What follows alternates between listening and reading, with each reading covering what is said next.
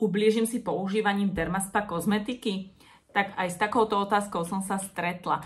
V predchádzajúcom videu som vám vysvetľovala túto kozmetiku, že je to súčasť bežnej rutiny, ktorá sa k nej pridáva ako doplnková starostlivosť, ale určite sa nemôže používať iba táto samotná kozmetika.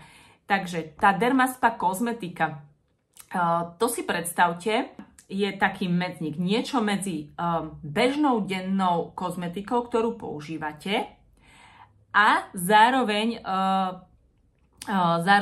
medzi takými produktami, ktoré sa používajú v estetických zariadeniach alebo u kožných lekárov, kde je tá koncentrácia niektorých látok veľmi vysoká.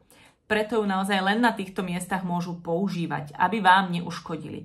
Kdežto Dermaspa má oveľa vyššiu koncentráciu účinných látok ako bežná kozmetika. Dá sa povedať, že je na takom porovnaní s tou estetickou kozmetikou, ktorá sa využíva v tých estetických zariadeniach. Ale aj keby ste si jej dali väčšie množstvo na pleť, alebo ju nechali dlhšie pôsobiť, žiadnym spôsobom si neublížite ani pleti nepoškodíte.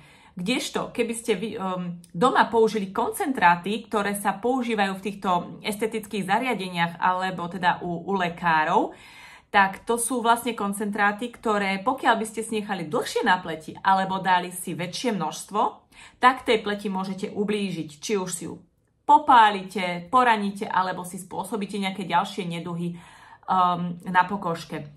Dermaspa kozmetika, to sú tieto 4 super séra a každé jedno, vidíte, že sa tam farebne odlišujú názvy, každé jedno je určené len na jeden typ problému, ktorý na pleti je. Preto je to doplnková starostlivosť k tej vašej základnej starostlivosti. Je to taký urýchlovač, hej? Je rozdiel, keď si sadnem do oktávky a je rozdiel, keď si sadnem do Ferrari. Takže používať Dermaspa kozmetiku znamená jazdiť na Ferrari, pretože v cieli budete oveľa rýchlejšie.